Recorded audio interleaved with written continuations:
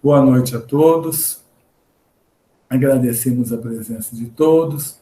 Hoje nós vamos começar a segunda parte do livro do Céu e Inferno, que Kardec denominou de exemplos, onde ele vai trazer o depoimento de espíritos, alguns momentos após o desencarne, outros um pouco mais distante, mas sempre perto do desencarne, para ter o testemunho de quem chegou no plano espiritual, como que ele estava, o que ele passou para chegar no plano espiritual. Mas antes disso, eu só vou dar uma passadinha rápida em 2 capítulos. Nós paramos no 9º da primeira parte, né? Então, nesse capítulo 10º, Intervenção dos Demônios nas modernas manifestações, Kardec veio trazer algumas coisas que ele tirou da teologia da igreja, à época da codificação, em que muitos teólogos falavam que as manifestações espíritas, através da mediunidade, se deviam aos demônios, porque os anjos não se prontificariam a dar esse tipo de comunicação. E as pessoas os homens que tinham já morrido, estariam na casa do Pai e também não dariam. Então, eram manifestações de demônios. Então, Kardec começa a dizer o seguinte, que toda essa ignorância sobre esse fato deve-se à ignorância de que os demônios e os anjos não são seres à parte da criação. E não existem demônios, e sim espíritos que ainda necessitam equilibrar-se, e que todos se equilibrarão. E Kardec vai colocando o seguinte: se os espíritos que se manifestam nas reuniões espíritas fossem demônios, eles estariam trabalhando contra eles mesmos. Porque, como nós vimos no capítulo dos demônios, estava escrito que uma das funções dele é desviar as pessoas para o caminho do mal. E o que se vê nas manifestações de espíritos superiores dentro da doutrina espírita são os espíritos trabalharem de acordo com a doutrina de Jesus para levar os homens ao amor, para levá-los a melhorarem-se. Então, seria totalmente incongruente essa situação. Dentro do movimento espírita, dentro da codificação espírita, nós vamos ver que no livro dos médiuns, Kardec coloca de uma forma muito bem colocada, de nós analisarmos sempre as comunicações mediúnicas para saber se aquele espírito que está dando a comunicação é um espírito superior ou é um espírito ainda imperfeito. Então, aquele dizer de João Evangelista, não acreditar em todos os espíritos, mas pesquisar antes para ver se são de Deus, são muito trabalhados dentro da doutrina espírita. Até um capítulo específico no livro dos médiuns que vai tratar da identidade dos espíritos. Então, pela linguagem, pela síntese, que os espíritos superiores têm uma síntese enorme, eles escrevem 2, 3 linhas, o que nós precisaríamos de uma página para falar a mesma ideia. E Kardec sempre falou o seguinte: se um texto pode ter 9 verdades, mas se pegar um pouquinho ali e descobrir traços de egoísmo, de vaidade ou de orgulho daquele espírito, ele pode ser anulado como uma comunicação instrutiva. É lógico que nas reuniões mediúnicas espíritas vem muitos espíritos sofredores, desequilibrados, mas não para instruir, mas para serem ajudados, para serem socorridos. Mesmo aqueles que vêm com muito ódio no coração, com desejo de vingança, são tratados como irmãos nossos, que tão logo deixem para trás essa revolta, esse ódio, passam a equilibrar-se. E o outro capítulo, que é o 11º, vem tratar da proibição de evocar os mortos, que é colocado bastante por diversas religiões, né? Então, há esse ensinamento dentro do Velho Testamento, sim. Moisés proibiu que se evocasse os mortos. Com 2 objetivos, Moisés colocou isso. Primeiro, para desligar o povo, que já havia saído há pouco tempo da escravidão do Egito, dos costumes que eles traziam lá do Egito. E segundo, porque realmente o povo procurava os médicos, na maioria na época mulheres, para adivinhações, para as coisas do dia a dia. Então, aquilo era muito ruim mesmo. Então, Moisés proibiu. Mas isso, igual às outras leis de Moisés, proibiu não, a situação era tal que se fosse pego a pessoa fazendo isso, era condenada à morte.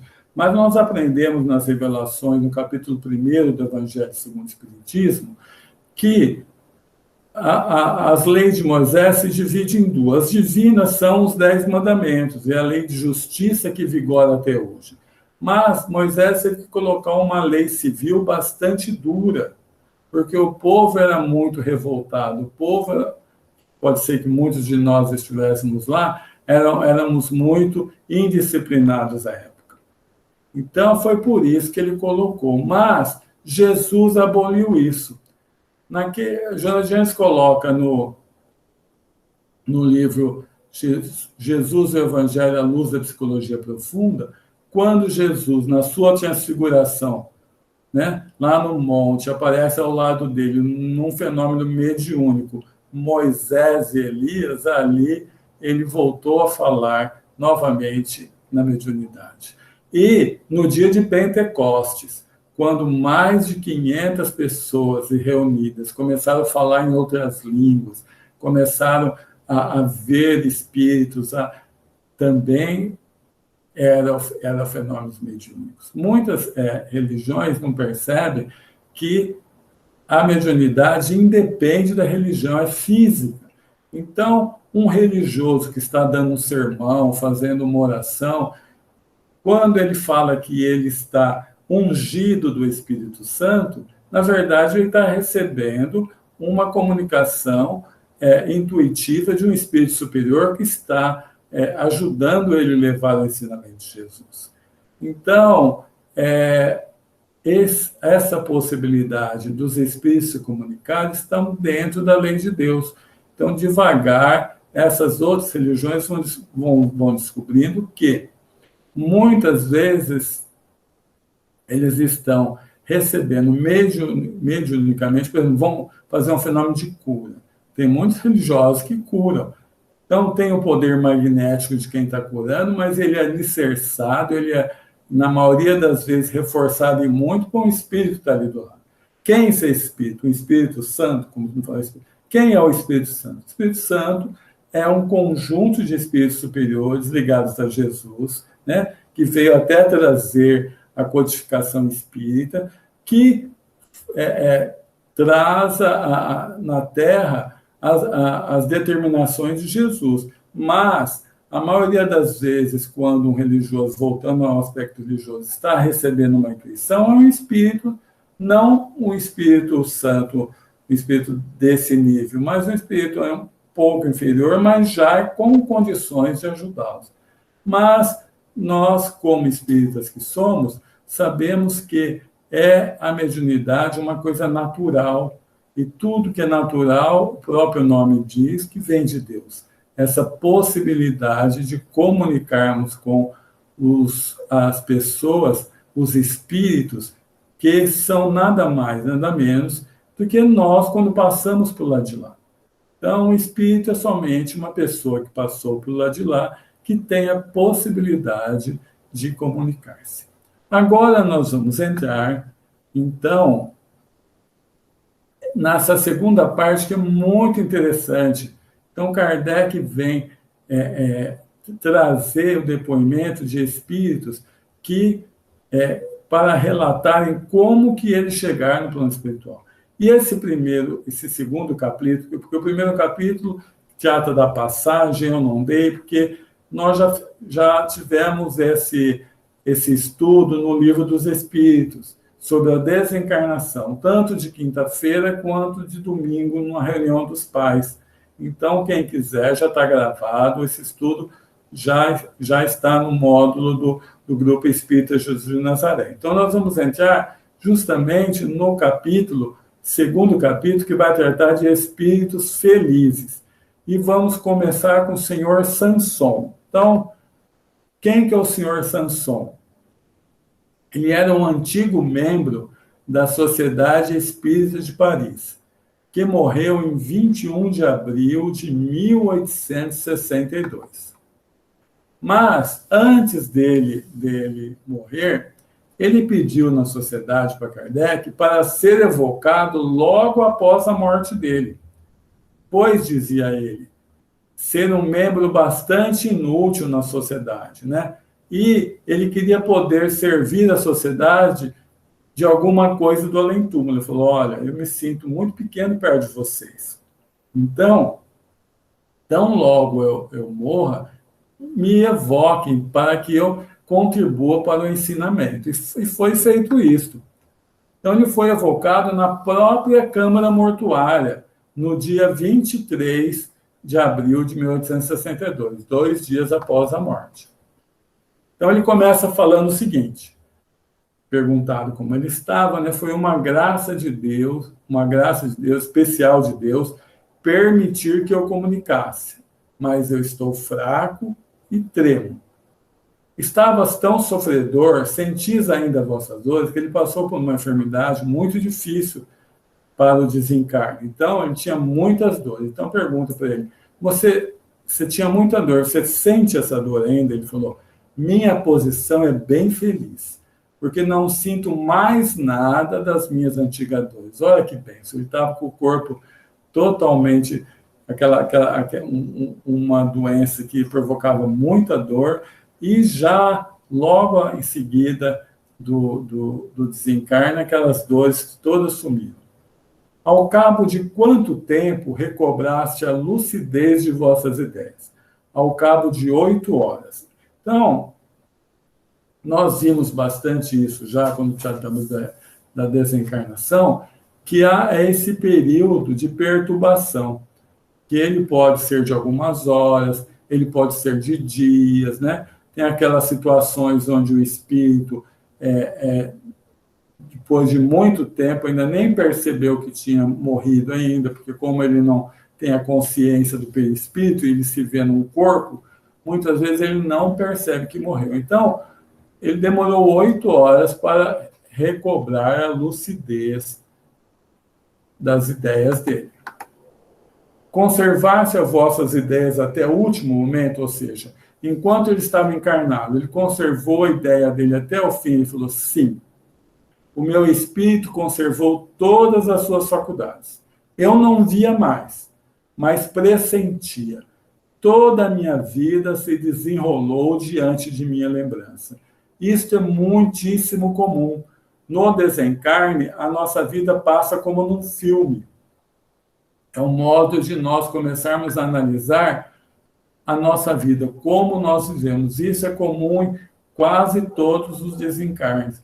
Então, com ele também isso aconteceu. Aí ele foi evocado 4 dias depois. E foi perguntado para ele, no instante que vossos olhos se reabriram à luz, o que viste? Ou seja, após o período da perturbação, quando você teve consciência que tinha desencarnado como espírito, o que vistes? Então ele vai responder. Vi-me cercado de numerosos e fiéis amigos. Olha, gente, que bênção isso, né? Um espírito que desencarna numa condição de equilíbrio, perceber, hora que desencarna, diversos amigos ali, parentes que gostam dele. Os espíritos colocam que quando Bezerra de Menezes desencarnou, a Celina, que é um espírito diretamente ligado em Maria Santíssima, foi lá para acordá-lo, porque ele passou por essa fase também muito rápida, no caso dele, daquela perturbação, e ela chegou e falou assim, Bezerra, pode acordar que você já está no mundo dos espíritos. E ele, ao levantar, houve um alarido que estava do lado de fora daquele compartimento onde ele estava. Ele falou: que barulho é esse? Ela falou: venha ver na janela. Era uma infinidade de espíritos que ele ajudou durante a vida, que estavam ali para agradecer ele naquele momento que ele desencarnava.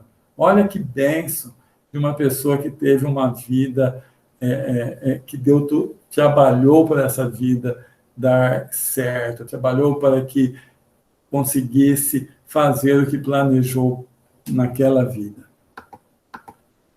Os espíritos se vos apresentaram sob a forma humana. Então, naquele tempo, era época de pesquisa. Então, os espíritos perguntaram a ele. Eles se apresentaram como? Tinha a forma humana ou uma luz? Ele falou: sim, pela forma humana. Mas quanta diferença entre o corpo humano e a fluidez maravilhosa do corpo dos espíritos. Ou seja, eles têm a forma humana, cabeça, tronco, membros, tudo. Mas a fluidez, a beleza, nós vamos ver o doutor daqui a pouco, e ele fala isso. Você vê a beleza da pessoa, os traços assim menos bonitos que nós temos acabam não ficando quando você está bastante equilibrado. Aí, então, eles colocam para ele: sente-vos com uma cabeça, um tronco, braço e pernas. Você está sentindo sua perna? Você sente seu braço? Ele falou: sim, sinto perfeitamente a perna, os dedos, tudo. Estou junto a vós. E apertei as mãos de todos os meus amigos. Olha que interessante, né? É uma coisa que hoje todos nós sabemos disso, mas naquele tempo de pesquisa foi para reforçar esse conhecimento que se já tinha desde o livro dos Espíritos. Mas como que ele sentia? Não, eu pego, minha mão ela sente o tato, ela pega a matéria do lado espiritual. Agora nós vamos tratar de um outro espírito chamado M. Joubert. Ele foi diretor do Museu de Indústria de Bruxelas, morreu de um ataque de apoplexia fulminante em 27 de outubro de 1861, com 72 anos. Era presidente honorário da Sociedade Espírita de Paris e foi evocado dia 8/11 daquele ano, mais ou menos 10 dias após o desencarne. Então ele começou falando o seguinte: no momento da separação de minha alma, senti um abalo estranho, e toda a minha vida se retratou nitidamente em minha lembrança. E essa questão do abalo estranho, algumas vezes vai acontecer no desatar daquele fio que ligava o espírito ao corpo. Há um tipo de um abalo mesmo. Mas, igual ao primeiro caso, passou a vida inteira pela lembrança. Ele continua falando: ah, meus queridos amigos, que enlevo despojar o peso do corpo e abraçar o espaço. Fui recebido por muitos amigos. Não demorei para lembrar de vós. Toda a simpatia vos envolveu. Ou seja, ele estava bem, foi recebido por amigos e lembrou daqueles companheiros que com ele frequentavam a Sociedade Espírita de Paris, né? Então, ele continua falando o seguinte: não me tornei um eleito do Senhor. Estou entre os espíritos que, tendo retido um pouco, devem muito aprender ainda. Então, ele fala: não sou espírito superior, não, mas eu tenho muito que aprender. Lembrai-vos de vossas existências anteriores? Perguntaram para ele. Ele falou que sim, e acho que melhorei. Na penúltima existência, eu era um mecânico, roído pela miséria e pelo desejo de aperfeiçoar o meu trabalho. Essa resposta mostra que ele já é um espírito bem evoluído, porque, na média, os espíritos vão ter dificuldade para lembrar dessas experiências anteriores. Por quê? Essas experiências anteriores, como ele falou, hoje eu sei que eu melhorei, essa é a tendência, não é? Porque como o espírito nunca volta para trás, nunca retroage no seu progresso, o que vai acontecer? Nós nunca tivemos tão bem quanto hoje. Então, lembrarmos do passado é só aumentarmos culpa, aumentarmos aflições. Então, só espíritos mais evoluídos vão ter essa condição. Aí nós vamos tratar agora de Samuel Filipe, um outro homem. Então, a descrição dele é a seguinte: era um homem de bem, em toda a acepção da palavra. Ninguém se lembrava de vê-lo cometer uma ação má, nem fazer mal voluntariamente, a quem quer que seja. Embora muito inteligente e dotado de muito espírito natural, a sua vida toda de trabalho foi obscura e rodeada de rudes provas. Adquirira no conhecimento do Espiritismo uma fé ardente na vida futura e uma grande resignação para os males da vida terrestre. É importante isso, ó.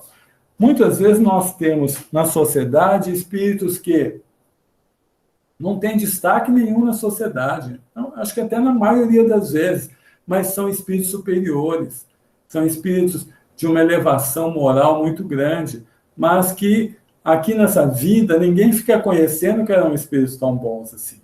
Porque, como falou ali, por duras provas, ele não se destaca na sociedade. Mas o que vale não é esse destaque, nós já bem aprendemos isso, e sim o amor que já conseguimos trazer do coração, que foi o caso dele. Então, Samuel Filipe morreu em dezembro de 1862, com a idade de 50 anos, em consequência de dolorosa enfermidade. Então, nós aprendemos também que a enfermidade dolorosa e prolongada, ela facilita o processo do desencarne. Por que ela facilita? Porque a pessoa começa a desapegar-se das coisas materiais, vê a ilusão, muitas vezes, das coisas materiais. Ela começa a perceber o que é importante ou não na vida. Então, isso tudo facilita o desprendimento.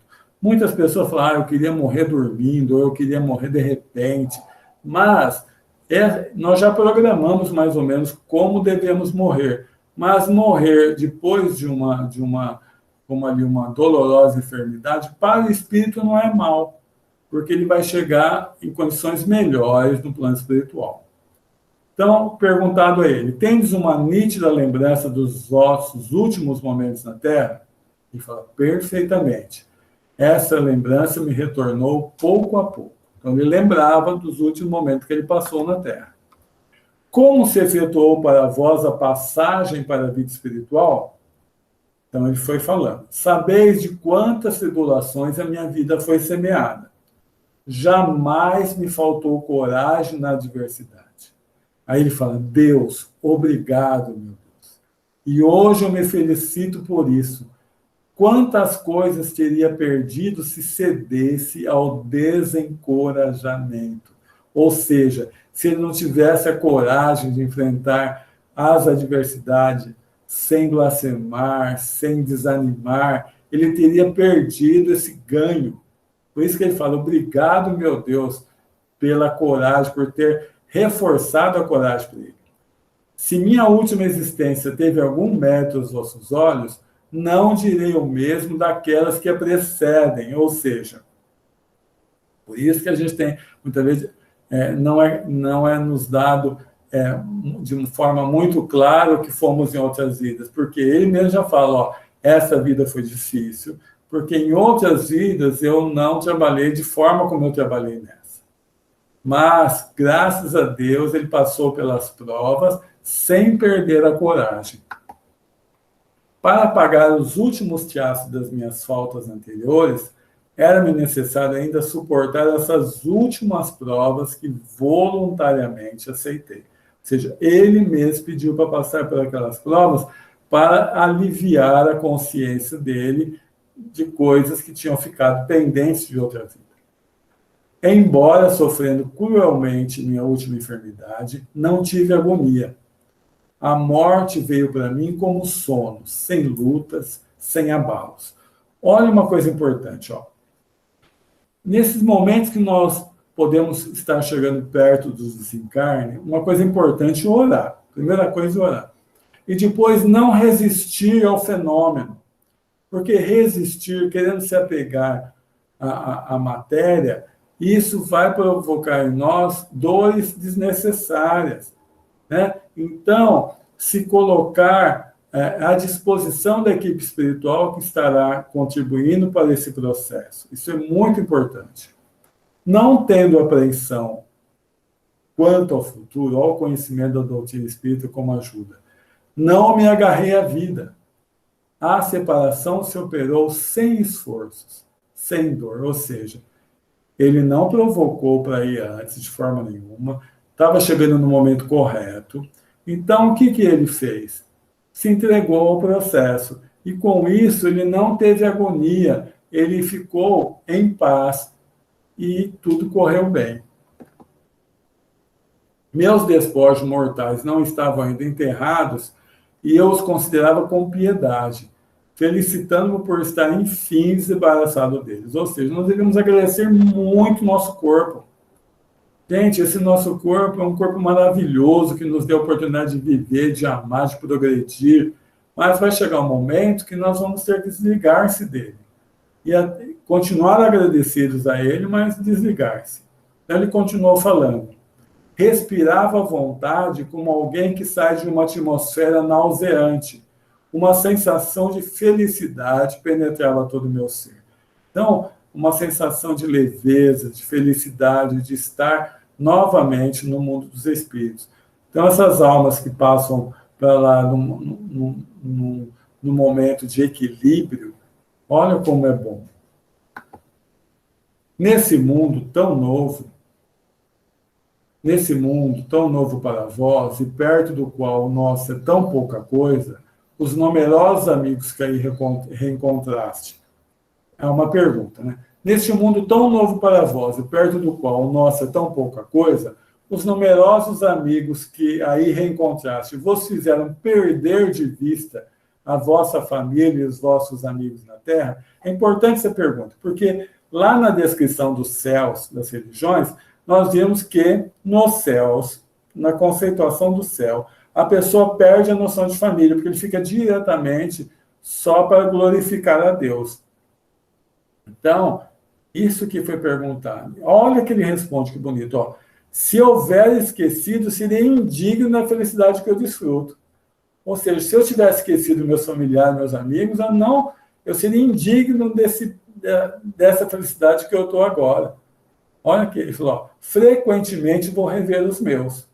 Sou feliz pela boa lembrança que guardam de mim. É importante, gente, nós lembrarmos dos nossos antepassados, de nós orarmos por ele. Mas aí meu pai e minha mãe, eles encarnaram tão bem, mas quem que não gosta de uma lembrança, de se sentir lembrado, de se sentir um abraçado, e se estiverem precisando, mais ainda. Então, alegro-me com suas alegrias, ele falou. Suas dificuldades me entristecem, mas não essa tristeza ansiosa da vida humana, porque compreendo que são passageiras e para o seu bem. Então, ele compreende a função da dor. Lógico que é um entristecimento, porque para ele, como pai, por exemplo, é difícil ver um filho vai passar por um momento de sofrimento, mas ele reconhece que aquilo é necessário. Então, ele tem a resignação plena. Agora nós vamos tratar de um outro espírito chamado Van Durst. Esse senhor é um antigo funcionário morto em Anvers em 1863, com a idade de 80 anos. Dias após a sua morte, ele ditou a seguinte mensagem.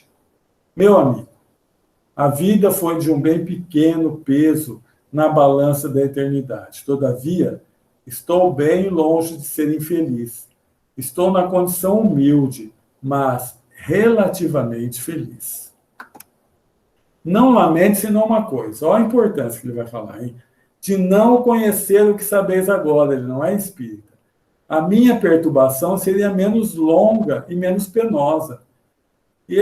Ela foi grande viver e não viver, ver o seu corpo, estar fortemente ligado a ele e não poder dele servir-se. Ou seja, ele queria voltar lá no corpo, que o corpo revivesse. Ele teve essa perturbação que é muito comum em quem não tem o conhecimento da vida espiritual. Lógico que o conhecimento da vida espiritual somente não dá a uma pessoa uma posição privilegiada, não. Muitas vezes dá até uma responsabilidade, muitas vezes não, sempre vai dar uma responsabilidade maior. Mas é mais fácil o entendimento de se ver com o corpo espiritual e saber que já desencarnou, de perceber que não, que aquele corpo que está ali já não vai voltar à vida. É isso que ele está falando. E olha que ele complementa. Dize ao meu filho, mas dize o tanto que creia. Insistiu, ele falou assim, olha, insista com ele, porque ele não vai ser muito fácil de aceitar essas novas lições, mas é importante que ele aceite. E ele fala, então, na sua chegada aqui, não nos separaremos. Então, olha que ele manda, ele estava mais preocupado em abrir os olhos do filho para o mundo espiritual. Um outro espírito, Six Deniers, homem de bem, morto em acidente, ele se afogou e conhecido do médium quando vivo. Então, o médium conhecia e evocou esse espírito e ele foi e responder as perguntas. Podeis dar-me alguns detalhes sobre a vossa morte? Então ele começou a falar assim, passei muito tempo antes de me reconhecer, mas com a graça de Deus e a ajuda daqueles que me cercavam, quando a luz se fez, fui inundado. Ou seja, eu teve dificuldade em se reconhecer que tinha desencarnado, uma coisa um pouco comum num desastre, num momento assim de uma morte repentina, a pessoa vai ter mais dificuldade de perceber que desencarnou do que quando ela passou por uma doença prolongada, onde ela vai se acostumando já que está chegando o momento do desencarne.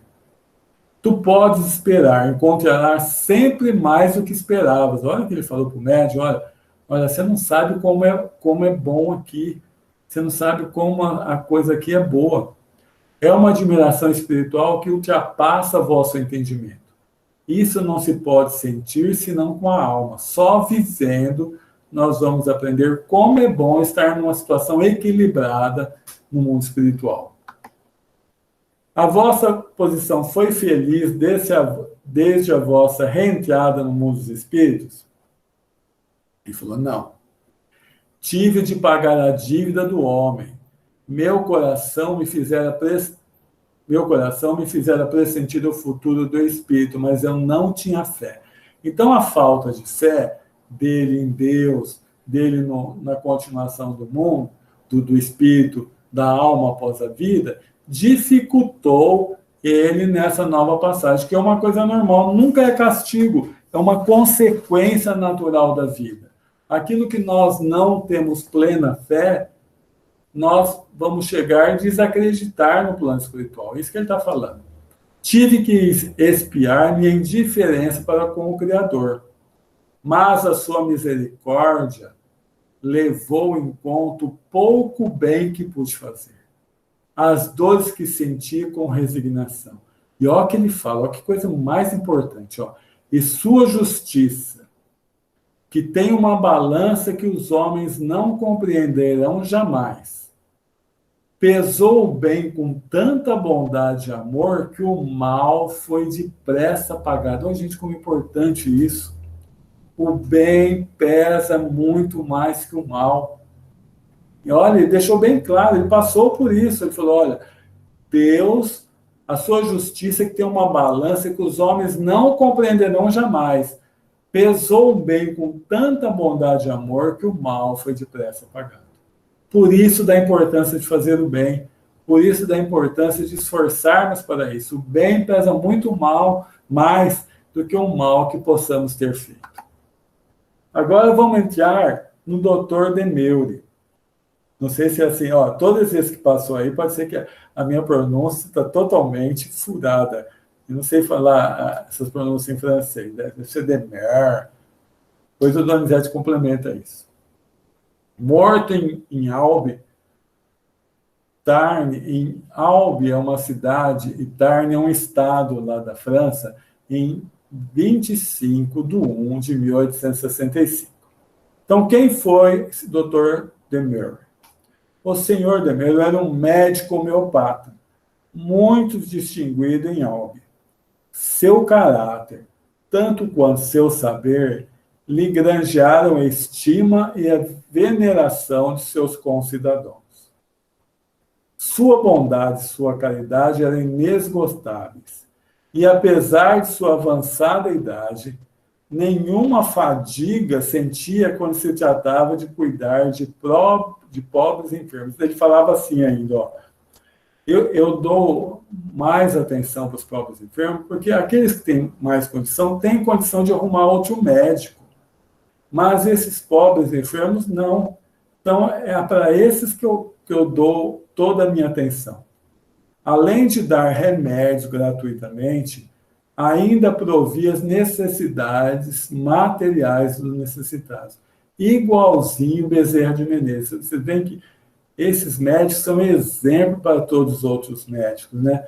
Dessa profissão tão bonita que é a medicina. Então, aqueles que têm uma verdadeira vocação de doar-se ao alívio do semelhante, nossa, que ajuda que dá essa profissão.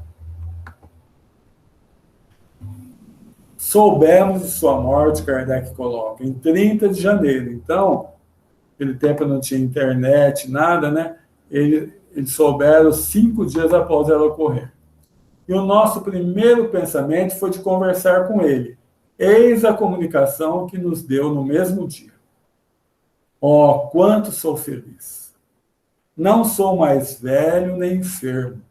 Sou jovem e belo. Ou seja, um espírito superior, ele tem condição de colocar o corpo espiritual dele da forma que ele quiser, ele mentaliza e o corpo fica.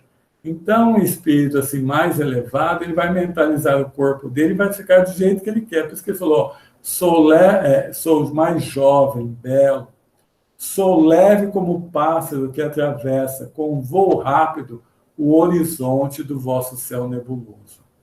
E eu admiro, eu contemplo, eu bendigo, eu amo e me inclino, átomo que sou, diante da grandeza, da sabedoria e da ciência do nosso Criador. Então a gente percebe pelas palavras, pelo que nós vamos ver daqui a pouco, que esse espírito é espírito superior, bem superior.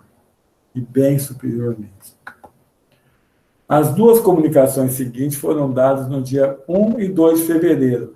São relativas à doença do qual estamos atacados. Ou seja, quando ele desencarnou, ele passou a fazer parte da equipe do Espírito de Verdade, que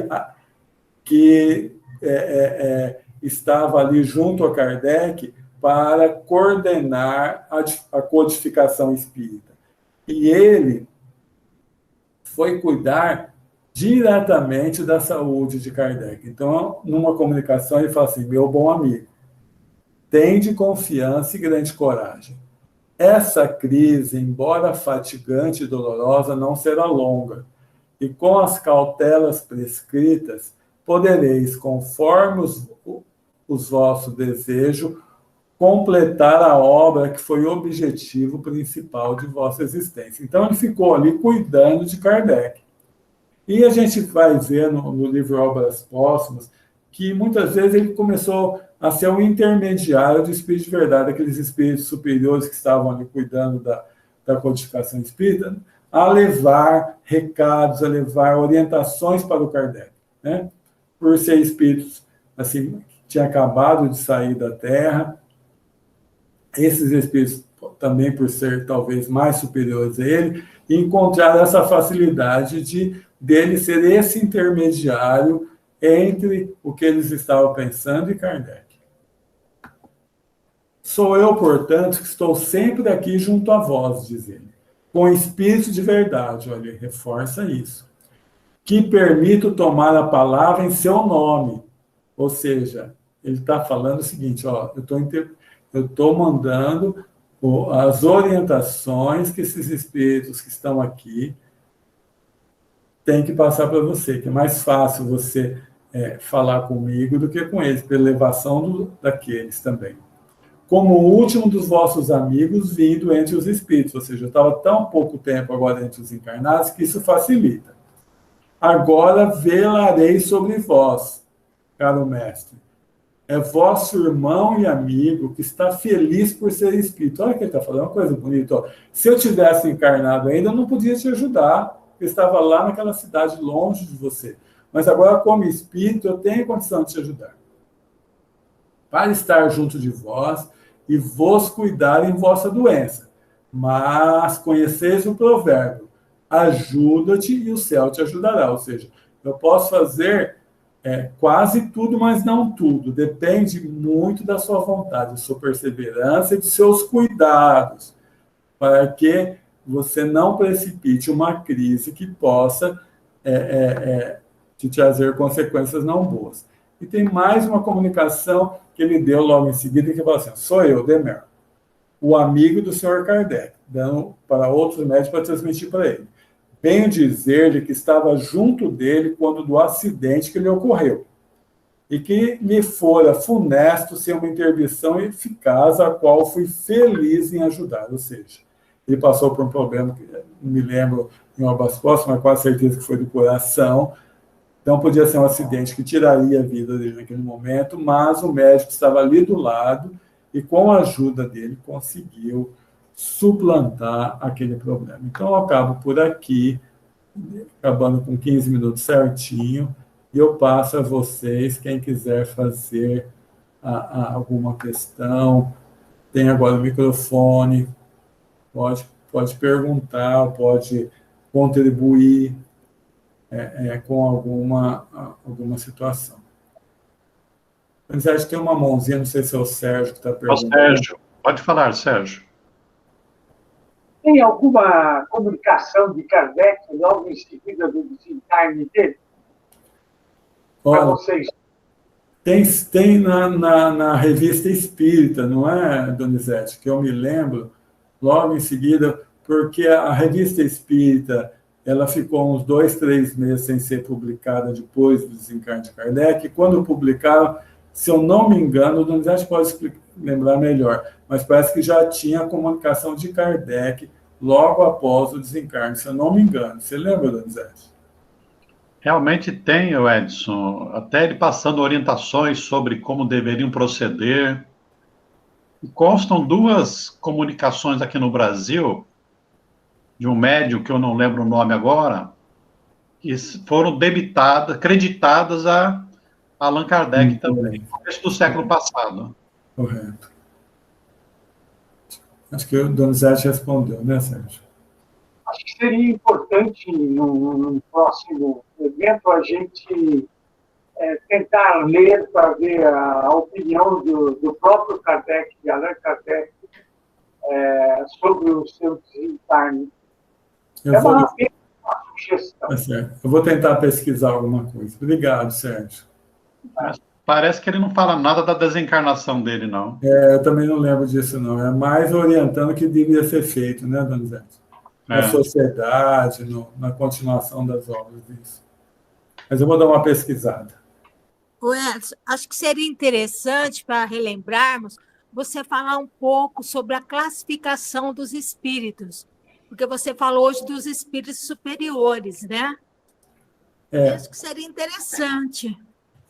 Então, o Kardec, nesse livro, ele faz uma classificação seguinte, diferente daquela do Livro dos Espíritos, nesse depoimento. Então, ele vai ter. Nós vamos trabalhar isso daqui nas próximas 15. Ele começa com espíritos felizes, né? Aqueles que chegaram bem no plano espiritual. Depois ele vai pôr os espíritos numa condição mediana. Depois dos espíritos numa condição mediana, espíritos sofredores. Ele vai analisar todos os aspectos. Espíritos sofredores, que é um capítulo bem grande. Depois, suicidas. Olha que importante. Ó. Nós analisarmos todos os nuances de espíritos que chegaram no mundo espiritual. Depois tem criminosos arrependidos, acho que depois dos suicídios criminosos arrependidos, depois vai ter de expiação, espíritos endurecidos, então tem sofredores, mas tem os endurecidos também, e tem espíritos que passaram por expiações terrestres, tiveram muita dificuldade nessa vida. Então, eles vão explicar por que eles tiveram essa dificuldade. Então, cada capítulo desse, Silvia, vai ter um tipo de espírito. Kardec pegou todas as faixas de, vamos dizer assim, de consequências dessa vida ao chegar no plano espiritual. É muito interessante. Muito obrigada. Quer complementar mais alguma coisa, Edson? Não, eu só queria dizer que esse estudo faz com que eu que estou preparando, então, quem está preparando que tem que acaba aprendendo um pouco mais. Lógico que a dificuldade é colocar em prática, mas como é importante ler, porque a gente só dá algumas passagens, porque não dá para... Então, pegar o livro Céu e Inferno, e principalmente nessa parte de exemplo, é estudar mesmo, ler, porque são muitas informações preciosas para a nossa vida. Então, e são poucas as pessoas que, não falo estudar, são poucas as pessoas que já leram o Céu e Inferno. A Gênesis e o Céu e Inferno são os livros assim, menos lidos da codificação. Então é importante a gente, tem muitas coisas boas que nós podemos tirar deles. Eu acho que essas informações, elas são muito úteis para que a gente possa fazer um esforço aqui na Terra, para quando desencarnarmos, irmos para lugares felizes. Isso. E há uma gradação muito grande. Acho que é no livro Ação e Reação, em que o André Luiz encontra com o Druso. O Druso, ele trabalha num posto de atendimento, acho que é Campo da Paz, e ele não tem acesso nem a nosso lar ainda. Por quê? Porque ele é apegado às coisas da terra, à família da terra. E o André Luiz fica assim, puxa vida, o Druso está aqui, eu já estou lá em nosso lar. Quer dizer, nosso lar, que é uma cidade intermediária, né, entre o umbral e a segunda esfera superior, né, que é uma cidade ainda, já é o céu, né, para nós que estamos aqui. E a minha grande felicidade no plano espiritual, quando desencarnar, vai ser volitar. Já pensou? Eu vou colocar uma capa do super-homem aqui e sair voando. Né? Já será uma grande alegria. Isso mesmo. O Sérgio levantou a mão novamente? Sim. Pois não. Eu acho que no estudo de hoje, uma coisa muito importante, especialmente para as pessoas que já têm uma idade um pouco avançada, é começar a pensar na sua passagem e, de uma forma, fazendo com que o retrospecto da sua vida se transforme numa forma de caridade cada vez mais. E isso pesa muito nesses depoimentos que foram dados. Acho que está na hora da gente não ser babaca e realmente pensar na sua passagem, que ela vai acontecer. A gente precisa, na realidade, acho que acordar para isso. Acho que foi super importante os depoimentos. Isso é importante mesmo, Sérgio. Isso está no estudo da Joana de Anjos, tem no livro do Donizete, que trata da morte, também está lá colocado, dessa questão de nós fazermos um treinamento para essa passagem. Né? Porque cada vez que alguém fala da morte, muitas pessoas batem na madeira, como se batesse na madeira, nos livrasse desse fenômeno completamente natural, que não tem ninguém que vai fugir dele. Então, de vez em quando é interessante nós refletirmos sobre isso. Olha, se eu desencarnasse amanhã, como eu estaria preparado? Eu estou deixando minha vida o mais simplificada possível para não dar trabalho para outras pessoas? Eu estou perdoando aqueles que eu guardo mágoa? Eu estou reconciliando com aqueles que eu estou brigado? Então, todas as condições que a gente pode já ir cuidando. Então, é uma coisa que a gente tem dificuldade de fazer, acho que quase ninguém faz, são poucas as pessoas que fazem isso, né? Mas é muito importante, como você falou, Sérgio. Se nós, por exemplo, nas coisas materiais, nós sabemos que devemos pagar determinada coisa num prazo, você já começa a se preparar por aquele prazo. Então, do lado espiritual, nós temos que pensar também, porque é uma coisa certa, não há como fugir dela. Pois não, Judite. Ô Edson, eu estava pensando aqui nesse Samuel Felipe, né? Quando ele foi um espírito que sofreu muito aqui no planeta Terra, né? Sofreu, passou pelas provações. E quando fala nessa pergunta aqui do mundo, né? Que ele se encontra, ele fala que sobre a pergunta que fala, né? Aqui sobre as pessoas que ele deixou na Terra. E por mais que eles tenham sofrido, é um espírito que tem uma humildade muito grande. Sim. Né? Esse espírito, ele ainda fala assim sobre os que ele deixou na Terra, mas com uma humildade muito grande que eu não senti assim. Os outros são evoluídos, tudo bem. Mas aonde pode se encontrar um espírito dessa hierarquia depois? Porque ele não fala em abandonar os daqui, e ainda espera um dia encontrar com os que ele deixou na Terra. Isso. Mas olha, alegria grande que ele se encontra no mundo em que ele se encontra. Viu, Judite? Isso que você falou é muitíssimo importante. Uma das melhores qualidades que a gente pode ter ao desencarnar, justamente, é a humildade. Porque mesmo que nós nos reconhecermos que fizemos algumas coisas erradas, a humildade vai nos levar ao arrependimento e nunca à revolta. Então, a humildade, ela é a qualidade mais que vai nos dar mais felicidade na desencarnação. De nos acharmos melhor que ninguém, porque só de não nos acharmos melhor que ninguém, nós não vamos precisar fugir da luz, porque nós vamos nos aceitar justamente como somos. Muito obrigado, Judite, pela lembrança.